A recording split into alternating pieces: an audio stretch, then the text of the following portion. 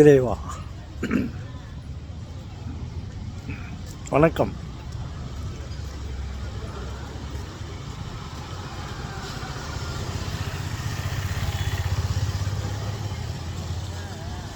செல்வங்களே வணக்கம்.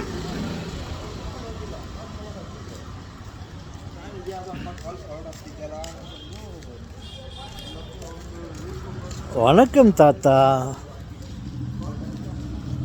வணக்கம் தாத்தா. என்ன தாத்தா நீங்கள் சொல்கிறதுக்கு ஆசைப்படுறீங்க?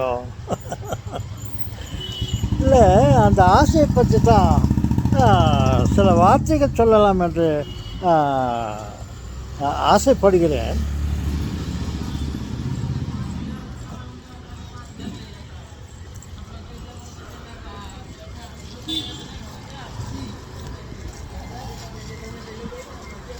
என்ன தாத்தா இவ்வளவு இடைவெளி? இல்லை செல்வங்களே, நான் உங்களோடு பேசத்தான் நினைக்கிறேன்.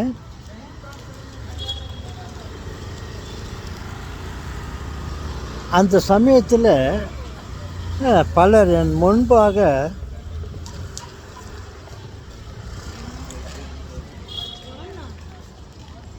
சென்று கொண்டும் வந்து கொண்டும் இருக்கிறார்கள். அவர்கள் முன்னிலையிலே நான் பேச அச்சப்பட்டு கொண்டு அப்போதெல்லாம் அவ்வப்போது என் பேச்சை நிறுத்திக் கொள்கிறேன். என்ன தாத்தா படுறீங்களா?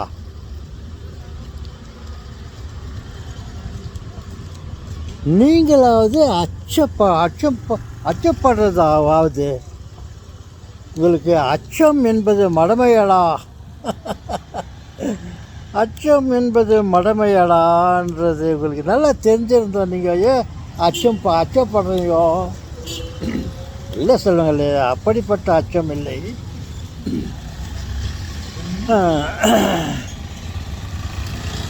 என்ன நான் சொல்ல ஆசைப்படுகிறேன் என்றால், அலைகள், கடலினுடைய அலைகளை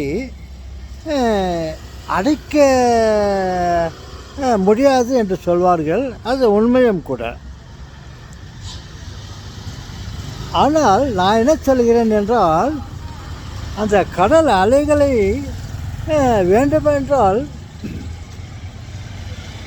அந்த கடல் அலைகளை முயற்சி செய்தால் அவைகளை அடக்கி விடலாம் என்று நான் யோசிக்கிறேன். ஆனால் இந்த ஆசை என்பதை நம்மால் அடக்க முடியாது. கடல் அலைகளை நம்மால் அடக்க ஒருவேளை முடியும். ஆனால் நமக்குள்ளே ஏற்பட்ட ஆசைகளை கட்டுப்படுத்த முடியாது அப்படின்ட்டு நான் நினைக்கிறேன். என்ன தாத்தா,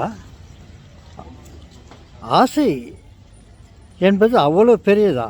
ஆம் செல்வங்களே, நம் ஆசையை அடக்கி கொண்டால் நாம் எவ்வளவோ காரியங்களை நம்மால் செய்ய முடியும்.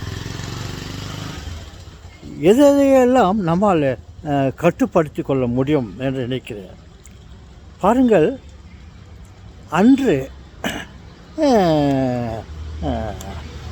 நமது புரட்சி தலைவர் எம்ஜி ராமச்சந்திரன் ஒரு முறை சொன்னார், பாருங்கள் என் செல்வங்களே, அப்படி என்று சொல்லவில்லை. அவர் பொதுவாக சொன்னார். என்ன சொன்னார் என்றால், உங்களுக்கு ஆசையை கட்டுப்படுத்த வேண்டுமென்றால் உங்களுக்கு மிகவும் விருப்பமான ஒன்றை நீங்கள் கட்டுப்படுத்த பயிற்சி பெற்றுக்கொள்ளுங்கள். அது என்ன உங்களுக்கு முக்கியமான மிக விருப்பமானதை கட்டுப்படுத்த பற்றி சொன்னார்னா,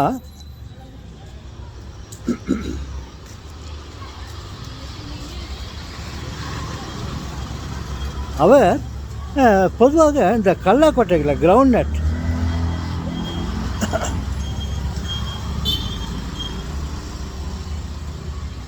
வேக வைத்த கடலக்கொட்டை அதை உரித்து சாப்பிடும்போது அது மிகவும் சுவையாக இருக்கும்.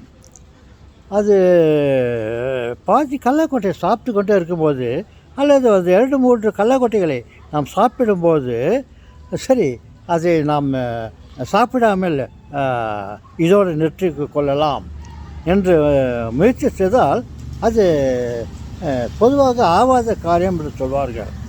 அப்படித்தான் நினைப்போம். ஆனால் இன்னொரு கடலக்காவை எடுத்து உரித்து அதை சாப்பிட ஆரம்பித்து விடுவோம்.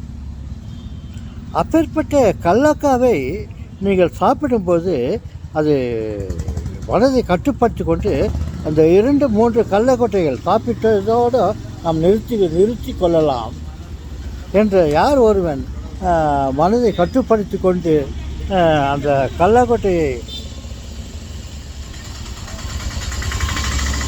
சாப்பிடுவதை நிறுத்தி கொள்ள பயிற்சி பெற்றுக்கொள்கிறானோ அவனால் எந்த ஒரு அவனுக்கு விருப்பமானதையும் அவனால் கட்டுப்படுத்தி கொள்ள முடியும் என்று ஒரு முறை அவர் ஆட்சி காலத்தில் இருக்கும்போது ஒரு முறை பேசியிருக்கிறார். அது எனக்கு இன்னும் ஞாபகத்தில் இருக்கிறது. அதாவது மிகவும் சுவையான கடலக்கொட்டையை ஒரு 4 சாப்பிட்டு கொண்டே இருக்கும்போது சரி இதோடு நாம் நிறுத்தி கொள்ளலாம் என்று யார் ஒருவன் நிறுத்தி கொள்கிறானோ அவனால் எந்த ஒரு காரியத்தையும் எந்த ஒரு ஆசையும் அவனால் அடக்க முடியும் என்று அவர் சொன்னது எனக்கு ஞாபகம் வருகிறது. அதாவது சுவையாக இருக்கும் ஒரு உணவை அவன் யார் ஒரு சாப்பிட்டு கொண்டே இருக்கும்போது சரி இதோடு நாம் நிறுத்தி கொள்ளலாம், இதை சாப்பிடாமல்